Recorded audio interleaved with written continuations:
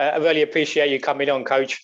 I know you've got a busy schedule, so really appreciate you coming on. I'm really happy to have you here as well. Obviously, I've known about your work for some time, so to get a chance to speak to you, interview and talk about your boxing is going to be very intriguing, interesting for me. So I want to start from the beginning for yourself, Coach. I want to know how you got your start in boxing. How old were you and why? When and why? Oh, well, when I was 6 years old, I got into a little altercation in the neighborhood, and I ran home. And there were a few of them. My father, he was old school. He fought professionally back in the 20s, you know what I mean? And he was in the Army for a long time. He actually swam the beaches of Normandy, and he was, oh, wow. So he was in class, so he was sick and he was laying on the couch. And I ran up and I had to act like I was in the bathroom, and he climbed up, he got up all thing, he went to the bathroom, which was upstairs, and he knocked on the door. He said, there's some people outside waiting for you. I said, no, they're not waiting for me. He said, yes, they are, because I told them to wait for you. I said, oh, okay.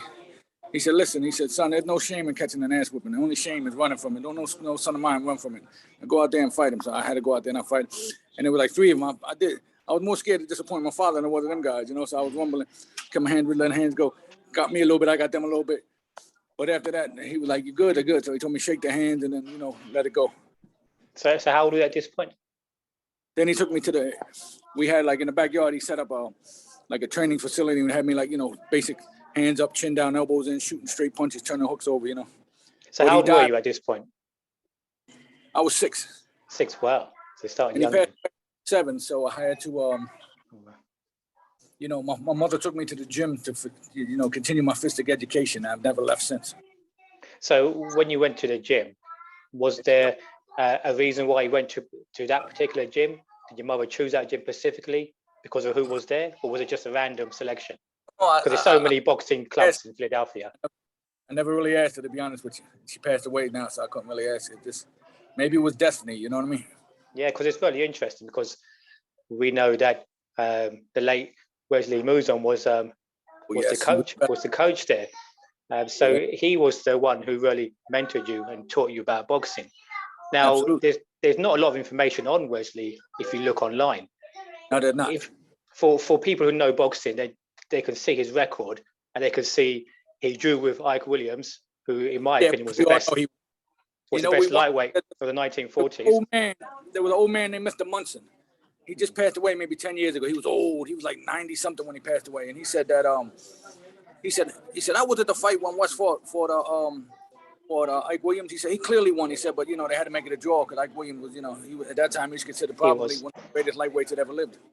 Yeah, so the 1940s was maybe the best decade in history for boxing, of which Ike Williams was the best lightweight. The 40s. And then you figure he knocked out Bob Montgomery in a non-title bout in 2 rounds at the Shy Park in Philadelphia. And Montgomery was considered maybe the second or third best lightweight of the 40s after Ike Williams. And all this by the age of 19. Exactly. And then he got a detached retina in training camp for the return bout. And he fought the fight one-eyed. He said at least if he could have won the title, he could have retired as champion, Yeah. And later on in his career, he also coached the likes of Dwight Muhammad Cowie as well. Dwight Muhammad Cowie. So tell us, because a lot of people will be interested in this old school method of teaching, and which we want to see these old school methods still living today, continuing today. So tell us about how Wesley Mouzon would train fighters, how he taught yourself. What were the methods he used? He kept everything simple, well, as a kid, I was mesmerized how he could give it to you so simply, and somebody else would give you they ramble on for a half hour, and Wes could tell you the same or better information in 5 minutes. And I used to wonder how this was.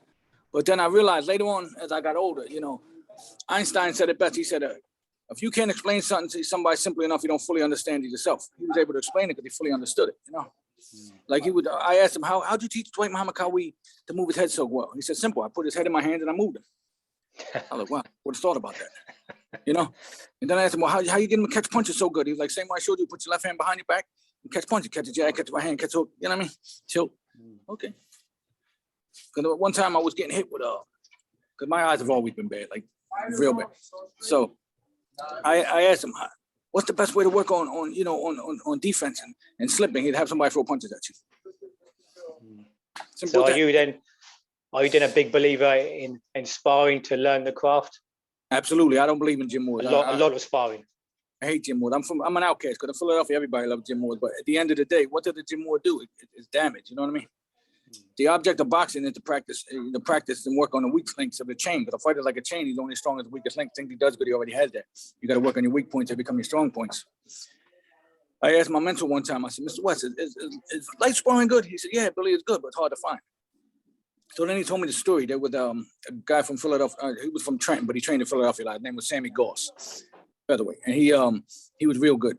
So Russell Peltz was running the Spectrum at the time. He brung these guys in. Back then, they would bring the guys in 2 weeks ahead of time if they was from, on the other side of the country. But this guy was a Mexican guy from California. I can't remember his name offhand. He told me this story 35 years ago. And they brung him, and they had like a table. And they laid all the Mexican stuff on the table. The headgear. The first time I ever got to see that stuff. And they was like, look, you see that kid on there in the bag? He's like, yes. He said, he boxes more like Sammy Goss than Sammy Goss. He'll give you as many rounds as you want. He's like, oh, no, we got our own guys. He's like, you sure? Because we got plenty of guys. No, our guys are coming in 2 days. So they said, okay. So like 2 days later, they came and they're in the gym. And this is Joe Frazier's gym at the time. And they're sparring. And they're just touching. Like the guy throwing a jab, he's going up top, touching him. He's just touching him, not really killing him, just touching him. And they're like, oh, man. They said, if this guy fights Sammy the way he's sparring these guys, Sammy's going to kill him. Come fight night, he did the same thing he did with them guys, put steam on, destroyed Sammy Goss. He would never fight again. Wow. I mean, So your sparring routine, then you prefer more technical sparring as opposed to the hard sparring? Yeah, absolutely. I believe more in technical. You sharpening, you got to sharpen the fighter up. You got to get, I believe a lot on defense. You know what I mean? Anything that encourages the fighter to move his head and be defensively conscious has to be a plus. Because the less you get hit, the longer you last. But we do, from time to time, you got to put your guy in the fire, so to speak. You know what I mean? Because you got to, that's that character building. You got to, you got to test his condition, and he has to develop that inner belief that when shit gets tough, he can bite down on the mouthpiece, tuck his chin in his chest, and handle his business. So yeah, you do need that a little bit. It builds character. Yeah. But it's got to, it can't be like one-sided beatings. You know what I mean? It's got to be competitive, even if it's hard. Yeah, I suppose that's the coach's job to manage that. Make sure you're in with someone who can are more experienced and carry you and help you. Absolutely. Okay, so describe your ascension as a coach and a trainer and a teacher, because I read that you first began working with pros at the age of 15. I mean, the age of 15. Yeah, professional fighters. That's amazing. So tell us how what's the ascension? Well, my eyes were bad. So what happened was, the old timers wanted to keep me in the gym because they knew if I got to the streets, I'm from a real bad neighborhood. I might look like it, but I'm from a city, the part of the city called the Badland, and the federal government gave us that name. I didn't give it to us. You know what I mean? So they want to keep me in the gym, and they started teaching me how to train people. Like, you're going to do this, now 15-year-old kid training grown-ass man. That's, I wasn't really sure about myself, but they were like, just do it. And I was able to do it. Like, I remember when I had to train a guy for a pro debut. So I asked my mentor, I said, Mr. West, how hard I got to train a guy for a 4-round fight? So he starts laughing. I said, oh, I'm sorry. He said, no, I'm not laughing at you, Billy. I'm laughing at you think you need to train a guy exceptionally hard for a 4-round fight.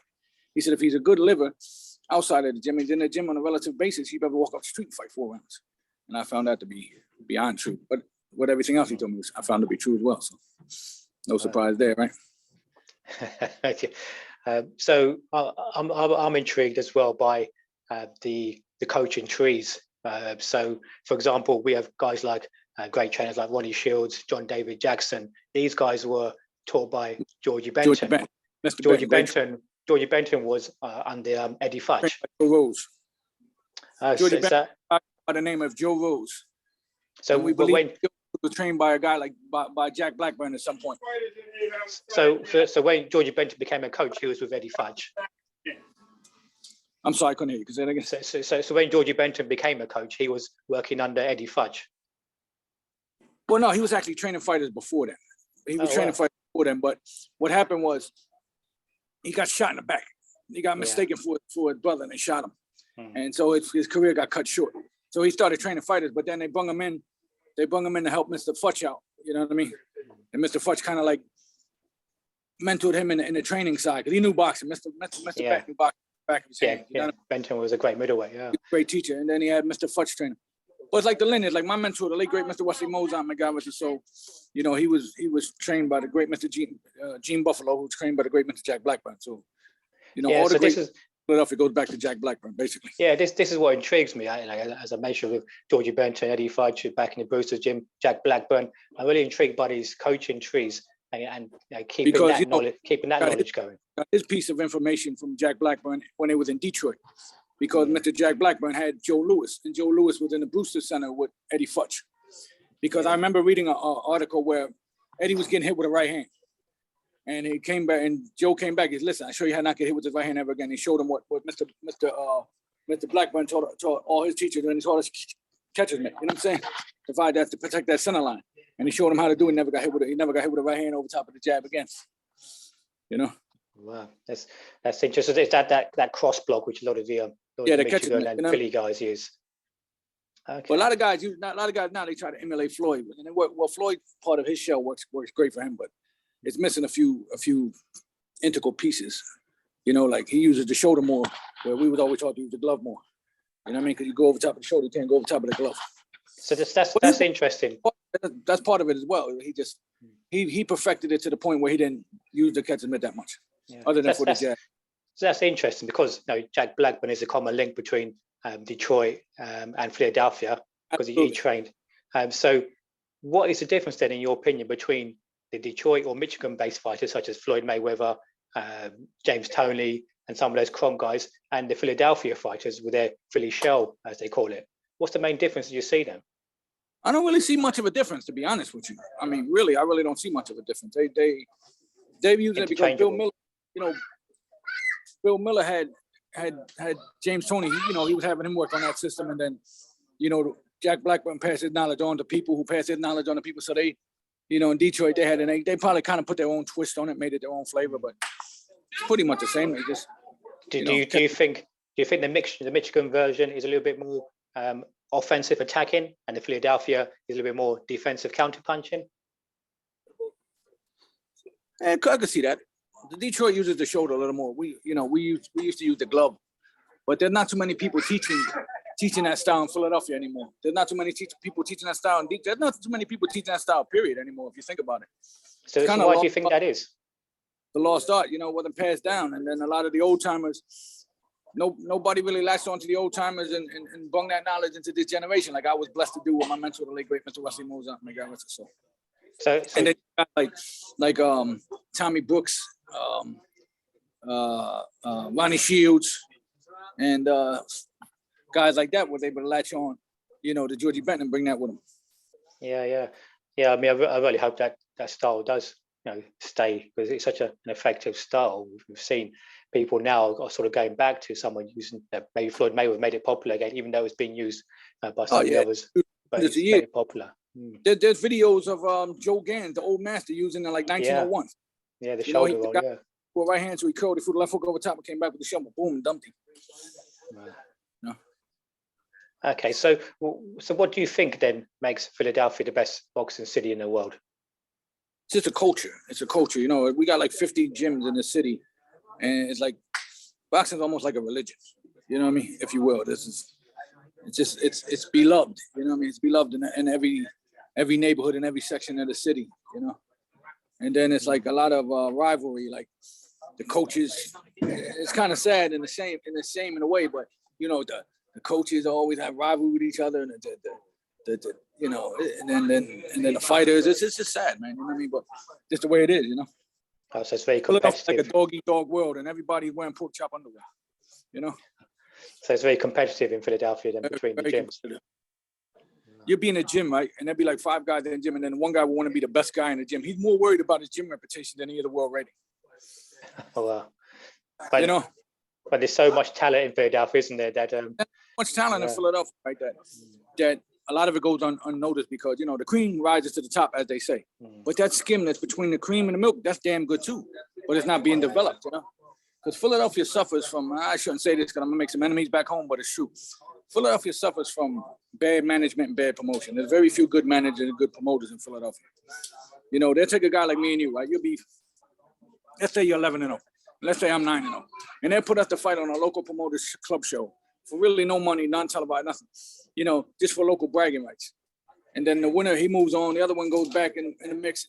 In the meanwhile, we probably took so much out of each other that when you do get there, by the time you get there, you ain't going to have much left. You know, instead of bringing them along, there's the art of bringing a fighter along, like they do in New York. They put the money behind them. They bring them, they give them, you know, they build them up soft. Their first 10 fights, let them cut their teeth. Then they, you know, start building because they had the money to do that. In Philadelphia, they don't think about the long money. They want the short end money quick. So has that always been the case in the past as well? As you mentioned Russell Peltz being the outstanding one there, but it's always been the case then. The guys that make it to the top, you know, they're pretty much. I don't want to say shot, but you know, they're on the last leg by the time they make it because they have to fight so many killers on the way up. You know what I mean? Instead of being brought on, and the guys that did make it, wow, how good could they have been if they would have brought up the right way? You know? Yeah, I mean, it's quite interesting to say that. I think 42 world champions. I think in Philadelphia. I could be mistaken, maybe more, but I think 42. But there could be 142 if they were brought along correctly. You know? Yeah, but it's interesting you say that because back in the time, for example, when Wesley Moulton was fighting, these guys were rushed sometimes pretty quickly. As you mentioned, Wesley Moulton was fighting Ike Williams and Bob Montgomery as a teenager. Yeah, that's what I'm saying. See, that's prime example. 19 years old. Now he was special, obviously, but so was Billy Arnold. Billy Arnold was a tremendous. Billy Arnold, yes. And they flew him Rocky Graziano too soon. Yeah. They would let him. He didn't even have his man strength yet. That's why my mentor, Mr. Wesley Moulton, my guy, told me.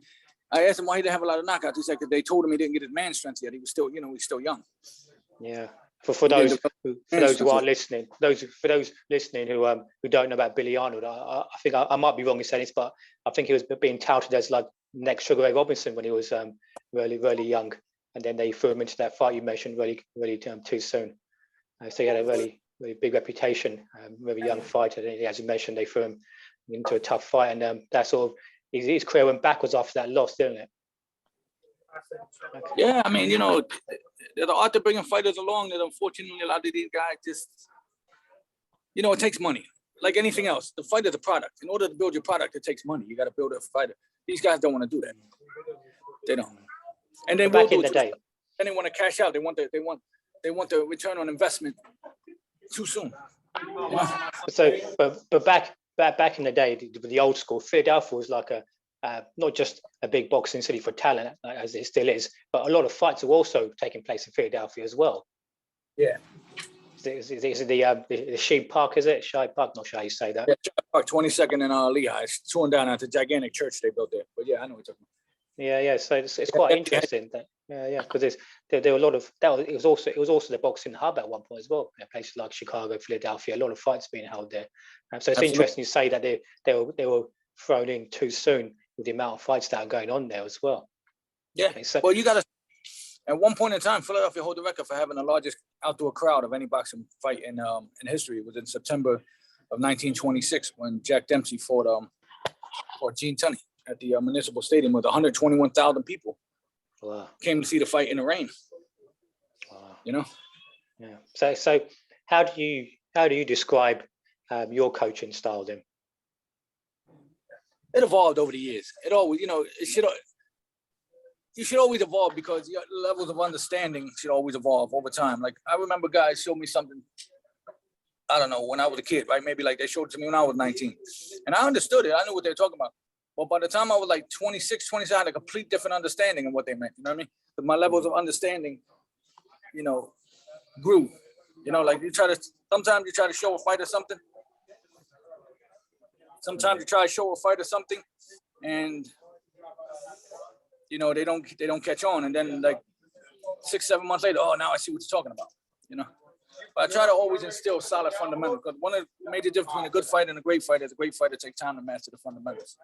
One of the other major difference between a good fighter and a great fighter, you know, the great fighter can learn how to make adjustments from fight to fight. A good fighter make adjustments fight to fight. A great fighter can make adjustments from round to round. And if you think about that, it all goes back to being fundamentally sound in the first place. And then there's other things I asked my mentor. I said, "What's some other difference?" He said, "When a good fighter, when he makes a guy miss, he can make him pay." He said, "The great fighter can make the guy make the mistake and then make him pay. You know, set traps. Yeah. You know, suck them in. You know. Yeah. Like said, art of war, all warfare is based on deception." Yes. Yeah. Okay. So. You mentioned what have you sort of added? How has your style of coaching evolved in? Is it different techniques, different methods, or do you keep everything the same, or just different the way you explain things? I started, you know, a lot of the different techniques that I had, I started to develop, and I started, you know, adding to them, and started, you know, using. I always keep the form that Mr. Wesley Mozon gave me, because I used to tell him, I said, Mr. Wesley, it's good to be old school. He said, yeah, but it's very good, but you got to put the new with it. You know what I mean? So you don't get, so you know. And there's a lot of different things that we're working on now that, you know, like years ago, you could tie a guy up a lot easier because they didn't have the thumbs on the glove. Now you can work on a guy up a little different. You know what I mean? You got to work on different things. But yeah, you know, I keep everything solidly fundamental. I build off of that. So do you think that's why? Like from the ground up, the stronger the foundation, the stronger the building you can put on it. So do you think that's why the catch and the parry you mentioned with the right hand is not prevalent today because of the change in the gloves? Yeah, well, with the glove, it's good because you can't thumb anybody anymore, but it takes away some of the grappling abilities in the pocket. You know, tying a guy up. There's a lot of good moves that I was showed as a kid that you can't teach anybody. Yeah, you know, that you can't teach anybody because. Yeah. Bob Foster was really good at, for example, at bicep control or elbow control using those old gloves. That's something you don't really see as much now because of those attachments on the gloves. Yeah, which is always good. You know, safety to the fighter is a plus. You know what I mean? But it just limited some of the techniques that could be used. So now you have to, you know, when you go shoulder to shoulder with the guy, instead of like tying him up, now you maybe just spin him. You know. Okay, so as you mentioned, Philadelphia has a lot of boxing talent. So who are the most talented or best fighters you've worked with in Philadelphia, and what made them stand out? What was it? Something physical or mental? How did you sort of know they stood out from the start? That'd be hard. I mean, you know, Philadelphia has so many great fighters. I mean, you got to put Jack Blackburn in there. You got to put Georgie Benton. You got to put obviously, got to put my mentor, the late great Mr. Wesley Mozon. You got to put Joe Frazier, obviously. Bernard Hopkins, Joey Giardello, Tommy Lochran, the Philly Phantom, perhaps one of the greatest pure boxers the game has ever seen, but there's no film on him from the 20s. A lot of great fighters. A lot that unfortunately didn't make it. You know what I mean? So what are the best you've seen, the best you've worked with? Oh, the best I've worked with? Well, the best I've ever seen from Philadelphia's legacy would have to be Bernard Hopkins. You know what I mean? It had to be Bernard. You know? So what made these guys stand out then? What was the difference between them and some of the other guys? Was it something mental as opposed to physical? Yeah, Bernard's he's a mental giant. Like his discipline is unbelievable. Like he hasn't ate a cookie since 1988. You know what I mean? Wow. The guy, his discipline is crazy. It's next level. You know, and he's fundamentally, you know, it doesn't look beautiful, but he finds a way to win. He's fundamentally solid. Now, obviously, in the later part of his career, he's 50-some years old. The young Lions was able to get him, but damn, how long did it take for them to catch up to him? You know what I mean? Yeah. He was fighting young enough to be his son. So what about the mindset of a fighter? You've worked with guys such as Gabe Rosado, who's known for his mentality and his sort of warrior mindset. Is that something which can be taught? Nah, you can't teach that. I mean, I like to think that I helped him cultivate it, but you can't teach it. That's God-given. You know what I mean? You can teach a guy how to box better. You can, you know, work on his technique, but a good chin, killer instinct, and big power, that's God-given. Everything else could be worked on. And speed demon, you know, those things are God-given. Everything else could be worked on, but those are gifts from the Lord Most High. Yes, speed is one of those things, isn't it? So it's a natural trait, more so than power, I believe. Yeah, speed, power, chin, and heart. Yeah.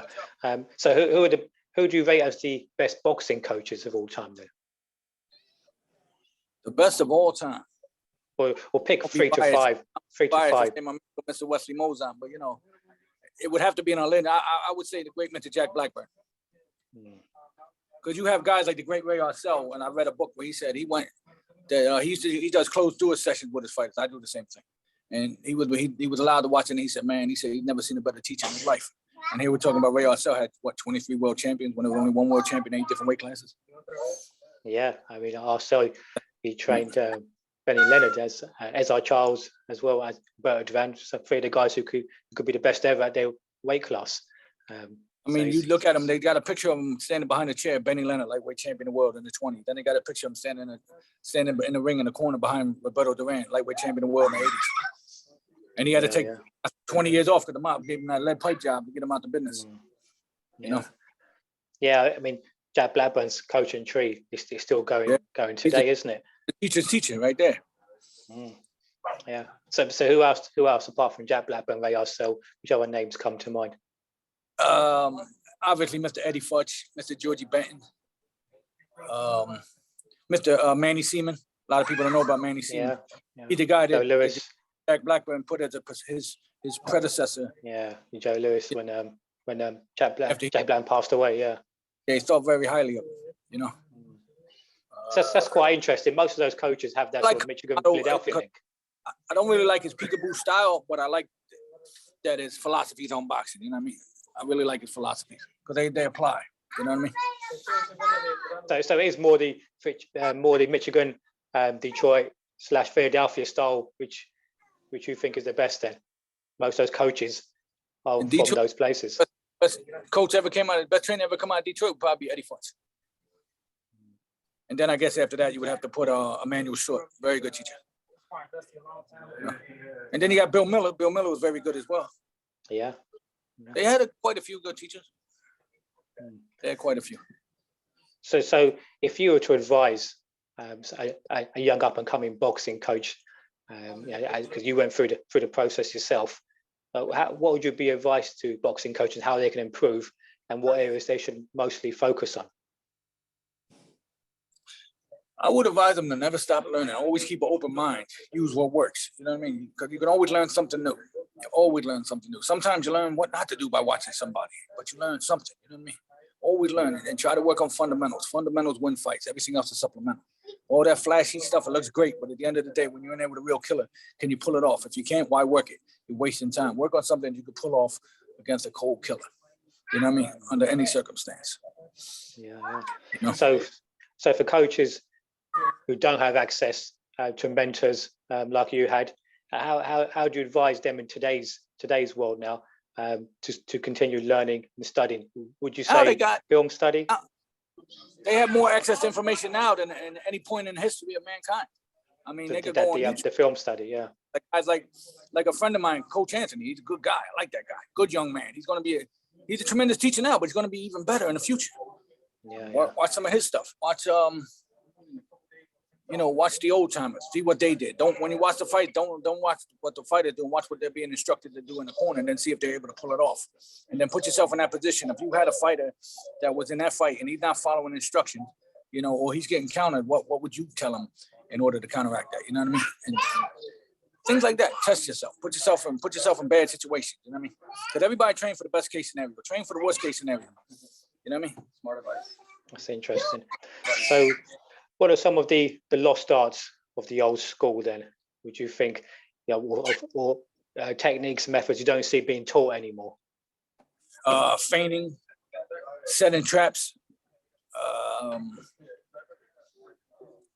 setting double traps. That's pretty much it right now. Really feigning and setting trap and really educating the lead hand well. Most of the old timers had good educated lead hands. Some of these guys don't really have a good lead hand.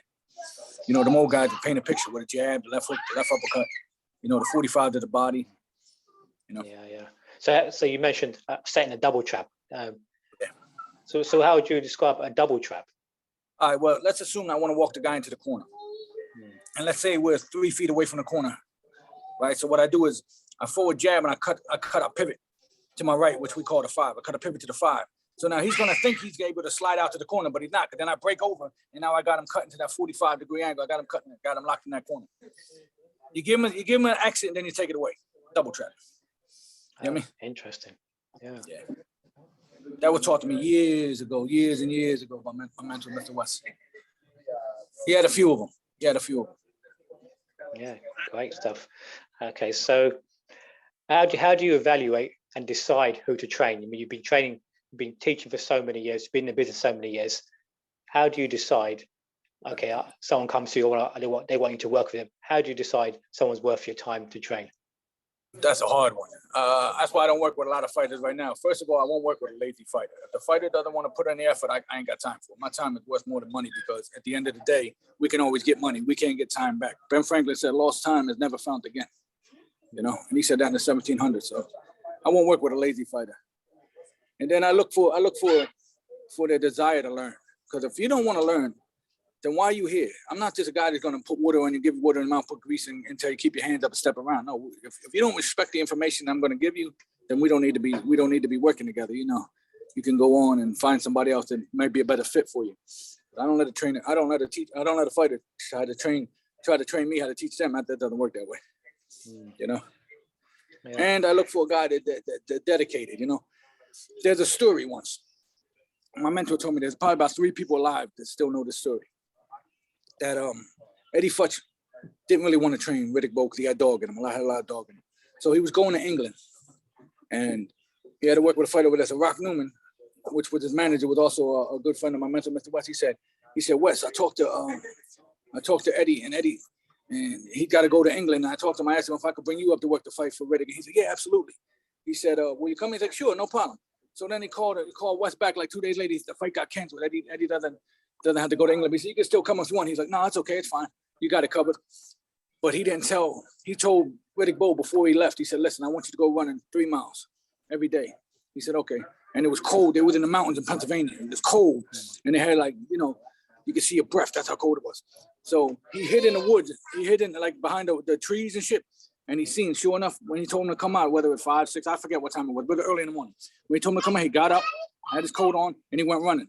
He watched him do that for 3 days. Then he told him, okay. Then he knew he was serious, because he knew nobody around to see if he was going to do it or not. And that's why he trained him. That's a story. There's maybe only 3 people left in the world that actually know that story. Wow. You know what I mean? Yeah, thanks for sharing that one then. That'd be an interesting one to put up. Okay. So what would you most like to change in boxing? I would like boxing to go back to the way it was, back to the way it was in the 80s, really, when you didn't have all these monopolies on different promoters that won't let their guy come and fight on their side of the street or that side of the street, when the best fought the best. I just want to see the best fight the best, instead of PBC don't want to fight PBC and they fighting amongst themselves, which is good, don't get me wrong. But Top Rank don't want to take their guys from Top Rank to fight in PBC, and then Matchroom don't want to fight with PBC. Like, nah, man, listen, the Philadelphia Eagles play the New York Giants, and then they play, the Rams and this thing. It can't be like that, bro. You know what I mean? The best got to fight the best. I'm just going to slip this one in again, because I know I always say this to, I've interviewed other coaches from Philadelphia, such as Billy Padden and the Breadman, Stephen Edwards, and I always tell them I'm a Washington Commanders fan since I was a child. That's cool. I'm in Washington right now. Oh, nice. Cool. I'm guessing you saw the Monday night game then. Yeah. Yeah, I had to wake up at 1:15 in the morning to watch that, like I have been for so many years. I like Billy Padden. I remember him when I was a kid. He's a little older than I am. He's a nice guy. Great guy. He helps me out with my coaching. So if I was to say I had someone as a mentor, it would be Billy Reddish Padden. was a tremendous teacher too. I forgot to mention him, Mr. Willie Reddish. Yeah, Willie Reddish. Yeah. Sonny Liston and Billy's teacher. Yeah.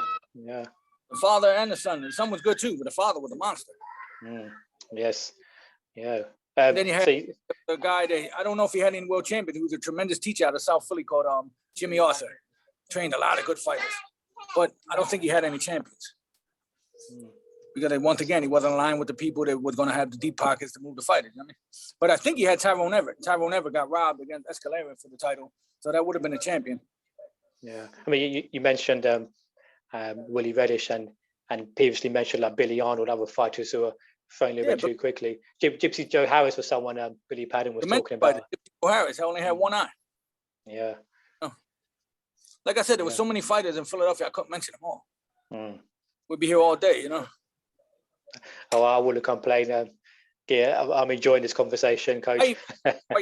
We a Philadelphia guy, because he learned how to fight in Philadelphia.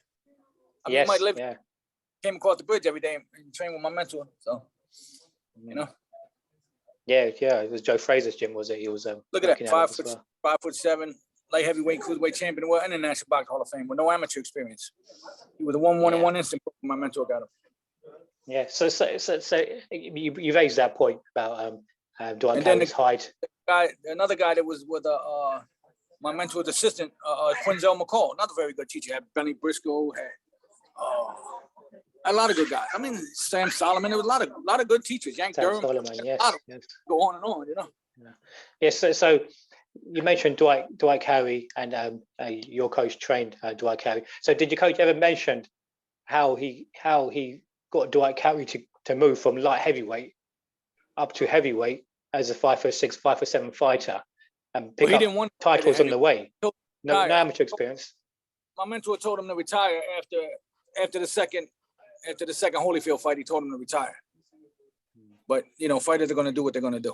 Yeah. But did Wesley Moulton ever mention how he sort of got Dwight Carey's style to 5'6", 5'7", light heavyweight, cruiserweight as well, winning titles? Did he mention how he sort of got around that? No amateur experience. How did he take him so far? Oh, that was just the way Dwight was. Dwight just wanted to fight, man. You know what I mean? So my mentor, they worked on teaching him how to fight small. How to catch and roll and ride. You know what I mean? Like I said earlier, I asked him how he taught him how to catch punches. I mean, how to roll his head. And he told me he took his head in his hand. And he was like, literally showing him how to move his head. Then they taught him how to catch punches, close the distance. And I used to ask him how he was able to out-jab the taller guys. And he said, Billy, it's easy to out-jab a taller guy. You just got to jab from the angles. So they taught him how to jab from the angles. Because you can always out-jab a taller guy if they jab from the angles. And he had relatively long arms, even though he had a short stature. Okay. Yeah, I mean, Carey was a master at the outside slip jab. Absolutely. But, I'll have to look into those angles he used. That's maybe the angle, like you full jab, the form of you put a throwaway jab out there. When he jab, and he bang, bang, bang, the jab from the angles.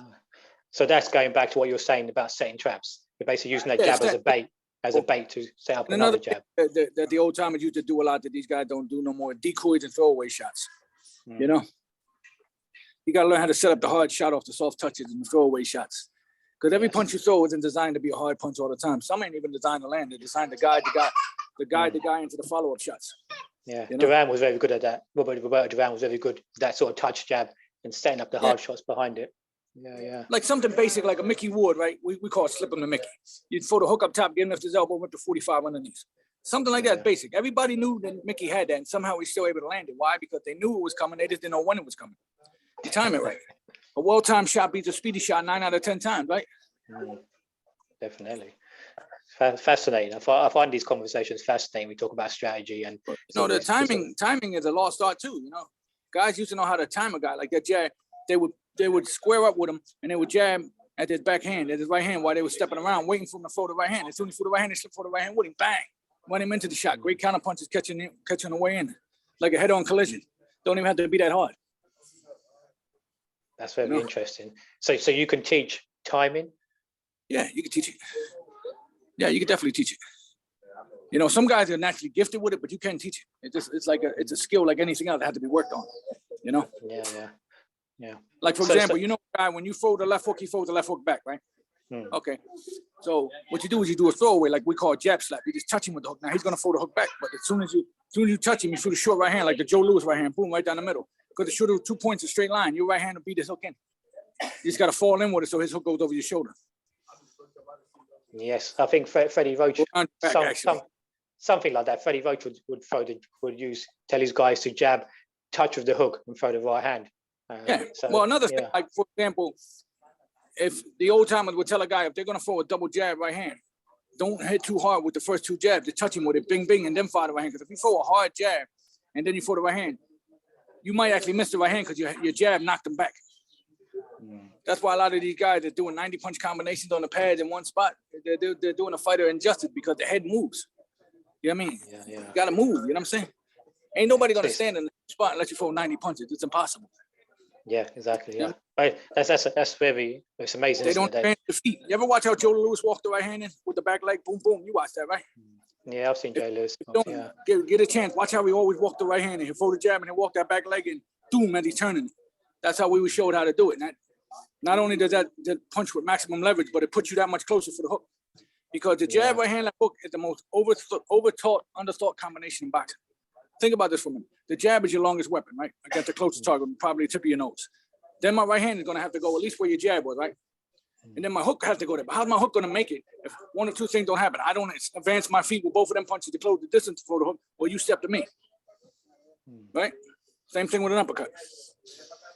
Jab, right uppercut, left hook. Most over-taught, undertaught combination more. Because if the jab lands from jab range, the right uppercut never going to land and the hook's never going to land. Unless one or two things happen. I step to initiate to you or you step to initiate to me. Range. So do you advise then stepping in with both the jab and the right hand? Placement, 5 key elements to a good punch. So, right? So you advise stepping in with the jab and the right hand when throwing the left hook? You have to. Otherwise, how are you going to right uppercut going to land? Unless he steps to you. Right? It's a sweet science, isn't it? You're breaking it down to the most minute details, and they're the ones which matter the most, aren't they? It's amazing. You got to think about it. That's the most. Or you know another one, when they do this, they go slip, slip. No, because there's a center line principle that separates our body down the middle. So if I slip here, I have to slip back across. I get nailed. If you want to see a prime example of that, look at when Alexis Arguello knocked out Kevin Rooney. He timed him going back and forth and just nailed him, flew right to the center, bang, and nailed him. But he knows he has to come back to the center. That's why the old time slip, roll, roll. You know what I mean? Much safer. Yeah, George Foreman did the same to Joe Frazier in the second fight. He timed his slip for the right hand. Very interesting. Okay, so how do you advise? Yeah, so how do you advise? How do you advise or manage a boxer's mindset after they suffer a setback such as a big loss? Oh, okay. It says I got 10% left on the battery, so if I die, I didn't cut off when the phone got me. Didn't bring my charger. I left in the hotel room. It happens. But how long we got then? How do you manage a fighter? Well, it depends on the fighter. Some fighters can take it and they understand and they move on. Some fighters mentally fall apart. It all depends on the personality of the fighter. You know, like Customato used to tell Mike Tyson, well, he used to tell Teddy Atlas, Atlas, be careful. You know, how these guys fight, they fight, because the way they fight is the way they live their life. Personalities. You know, you got that aggressive guy, you got that timid guy, you got the, some guys can take a loss and bounce back, some guys can't. Some guys get mentally shattered. So, is this something you can sort of manage, advise, help with, or do you think it's purely a personality trait you can't change? Well, no, I mean, you could help them. You know, you could try to like encourage them, bring them along, and then go get him like 4 or 5 easy wins, or at least 2 or 3 easy wins to try to build back his confidence. Remind him he's a winner. He had an off night and it happens, but you're still a winner, Yeah. Because you want to get that bad taste out of his mouth as soon as possible, because that it's like acid that they eat at him. That loss would just keep eating at the fighter, Yeah. But once again, I go bring the fighter along, because a fighter can learn more from a good loss than he can from bad wins. People argue with say there's no such thing as a good loss. There is. Unfortunately, in boxing today, you take a loss, you consider it a bump, but it's not that way. Because, a fighter can learn more from that loss than he can from bad wins. And they say no such thing as bad wins, but it is. If you beat 25 guys that you're supposed to beat, and then you get to the acid test and you get exposed by a guy that maybe came up that route, but took a couple losses in the process and actually developed and learned from his mistakes. Because human nature is to make mistakes. Why else would they put a eraser on the back of pencils? Right? Yeah. Keys, you got to learn from the mistakes. You got to learn. The old timers understood that. A lot of the old timers didn't put stock into a guy who came back from a loss. Nowadays, Floyd Mayweather got everybody believing 15-0 John, is the way to go. And for him, it was. But, everybody doesn't enjoy that luxury. Yeah. There's a lot of great fighters that they got losses, Yeah. It builds character. Yeah. I'm going to quickly move on to some of the questions posted to me on Instagram just before your phone happens to die. So I'll try to get these in. We had a couple of users ask how to defend body punches in the cross guard. Okay, well, the cross guard, the best way I've ever seen it done is by Terrible Tim Witherspoon with Slim Jim Roberts, another great trainer, I forgot to mention. Slim Jim Robertson, he used to have the guy carry his left hand across his body, right? And he would put the open glove over the liver, and then he would set his right elbow on top of that glove. And then he would catch, hold the phone, catch the right hand, catch the phone. And he knew how to catch with that. So you're using the left bicep and left elbow to pick off the shots off the right side, and using the open left glove on the right side underneath, and then you got the elbow over top of that. That's the best way I've ever seen it done, because he very hard to hit. And then his son, he trained his son. He was very, very hard to hit, because they knew how to keep that there, and they would only focus on catching the shots up top, catch, slip, roll, They could box on a dime. Yeah. Okay. And Joshua Feldman asks, have skills in boxing, have they gotten worse compared to the old days? So from the time you started training pros, do you think the skills have gone worse in that time period? Yeah, I think so. Yeah. Anything in specific? I mean, I know you mentioned the fainting, but anything else? Well, is technique? In the 80s, fights were, fighters was better fundamentally sound because they had better teachers. So do what you need to do. So do you think the reason skills have decreased is because there aren't as many good teachers? But I think the amateur program screwed up because the amateur is the breeding ground for the pros, right? And you remember for years they wouldn't score body shots. Excessive head movement, you got warned for it. So it took away guys teaching people how to move their head properly, teach them how to rip downstairs. Hard shots was only a shot that dropped the guy was only counted at the jab, at the shot that it landed on. So it wasn't like, a knockdown in the 2-point round, none of that. So, they were fighting like professionals and they were getting pity patted and robbed. So then a lot of the guys, kind of converted to that rock'em sock'em fencing with gloves on mentality, the amateurs. Then they had the computerized scoring system after they robbed Roy Jones in 88 games. I mean, the amateurs, they screwed up the amateurs. Yeah, there is the rest of the world a chance, basically, because the 76 team did such a job on the world of boxing with the head up, a body movement, the defense, and the body punching. They said, we can't have this because we can't compete. So what they did was they changed the rule set. Let's be honest, that's why. Yeah, there is a school of thought which says that boxing started getting worse when amateur boxing became more prevalent, and they also linked into like the 60s period, which is quite interesting. Yeah, I mean, then they almost all the other countries basically adopted the Soviet system, right? Even India. I watched the guys in India train once, and they was using the Soviet system. Oh, wow. Interesting. Okay, so another user, Aliyu, he asks about some mythical matchups. So he asks, what do you think who would win between Joe Louis versus Muhammad Ali and the Sugar Rays, Robinson and Leonard versus Floyd Mayweather? What would be your outcome for that fight? I'm a great Joe Louis fan, man. I would like, my heart's with Joe Louis. You know what I mean? My heart's with Joe Louis. What about your mind, though? What about your mind? My mind told me that Joe Louis was able to be outboxed by Billy Conn for 13 rounds until he let that Irish build up and got him caught. So I would like to think that Ali boxed a little bit better than Billy Conn, but I'd also like to think what Customato said when they asked him. He said somewhere in the fight he'd hurt you and he'd finish you like he finished everybody else. So I'm gonna go with Customato and I'm gonna say Joe Louis wins. I'm not going to argue with you, Coach. This is your platform, so yeah, let's go with that. So what about the Sugar Rays and Floyd Mayweather then? Both Robinson and Leonard versus Floyd Mayweather. At what weight? 47? Yeah, I'd I thought Robinson over Floyd at 47, and I go with both Sugar Rays over Floyd at 47. Okay, so there's always the argument. I mean, Robinson, but I think there's no argument there. But I suppose with Leonard and Mayweather, it's a bit more of a debate on that. But so you're lightweight. He's still, to this day, if you look at him, he's small as hell. He built himself up, but he wasn't a natural welterweight. Those guys were natural welterweights, So you just think they're just too big, too strong for Mayweather? I think so, and too skilled. Too skilled. So yeah. I mean, I agree with you. But don't get me wrong, tremendous. I just think them guys are just a bit better. Mayweather's an all-time great, but the Sugar Rays are special fighters. So who's your top 5 of all time then? Top 5 boxers of all time? Sam Langsford, Harry Greb, Sugar Ray Robinson, Willie Pep,